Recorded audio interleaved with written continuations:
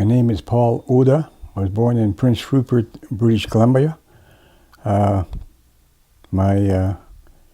parents were born in Japan, Fukuoka King, and I had one brother and four sisters.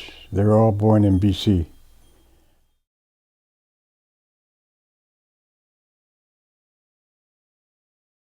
When the war started, I remember my dad was building a brand new home, and we were putting shingles on the roof. And my brother went to the home we were living in, and he came back and he says, "Dad, Japan bombed Pearl Harbor," and my dad couldn't believe it. So he says, "Well, board up the place. We don't know what's going to happen." Because we were Japanese, we didn't know what's going to happen. I had 19 at the time. Didn't think too much of it. I was disappointed that there was a war on.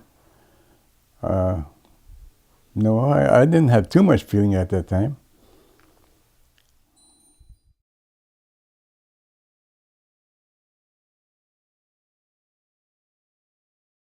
Because of the War Measures Act, we were considered enemy aliens, although we were born in Canada.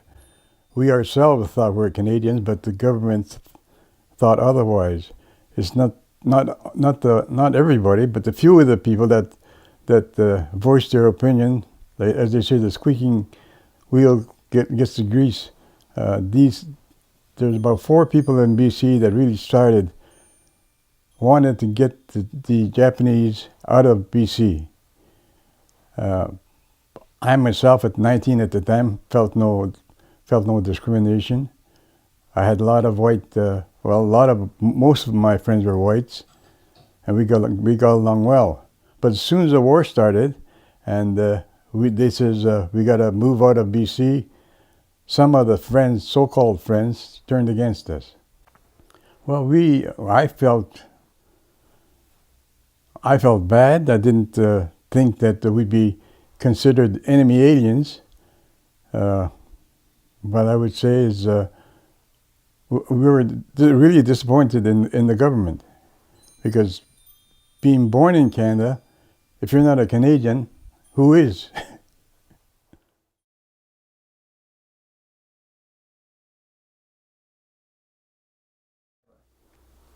Well, we were relocated to Scarborough, forced relocation, of course, because of the war. We left Vancouver, and 4 days and 3 nights later, we reached Scarborough. It was April the 1st, 1942 that we reached Scarborough. And we were building the road from Scarborough to Terrace Bay, the Trans-Canada Highway from Scarborough to Terrace Bay. I was allocated a job of being the boat cook. That's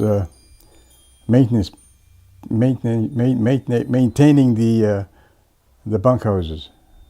We left Scarborough around end of May, and we took a train, reached West Toronto, and we had to stop over there.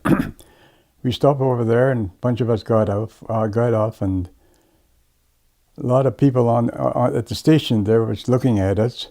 They thought we were prisoners of war, and we were speaking English. They said, "Look, they can speak English." We thought that was kind of odd, because all we spoke, I would say, 95% English and 5% Japanese to our parents. We come back from Dresden. We went to the sugar beet farms in Dresden, Blenheim, Ridgetown, sugar beet farm, onion farm, and stooking wheats. And we came back from there around the middle of September, I think it was. Scarborough is a road camp. It's not a concentration camp or an internment camp.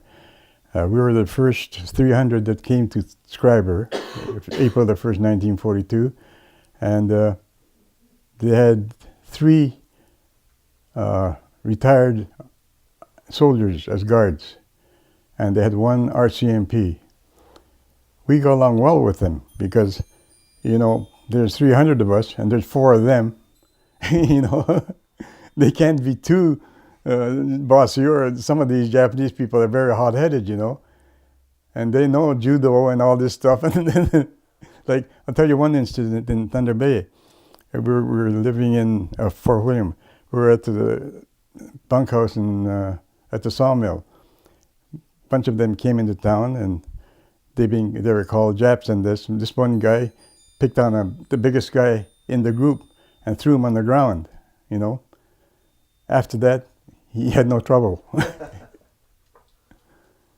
And that's the only incident I've heard of that anybody tried to discriminate or belittle the Japanese.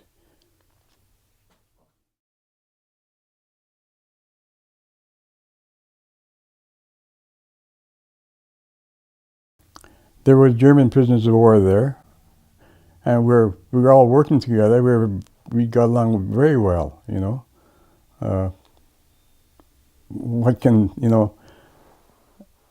They were their prisoner of war uniform with a red circle in the back, and we worked in about the same place as a German prisoner of war, and we got along well.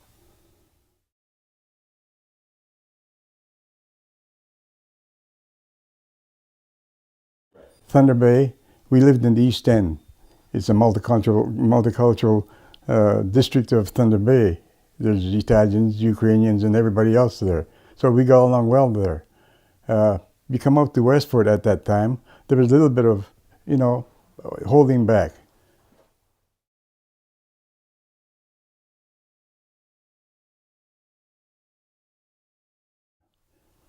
Probably my heritage. Like I tell my wife and a lot of my friends, I belong to different clubs and organizations. And in fact, I was the president of the West Fork Kiwanis Club, vice president of the West Thunder Community Center. I was the executive of the YMCA. And I got along well with most of the Occidentals. And they say, how do I feel because I'm Japanese? I say that I can't see myself. Just like you can talk to people, but you can't see yourself, just like you're in a mirror. So I figure I'm just as good as the rest of you, you know? So I don't feel ashamed of being Japanese.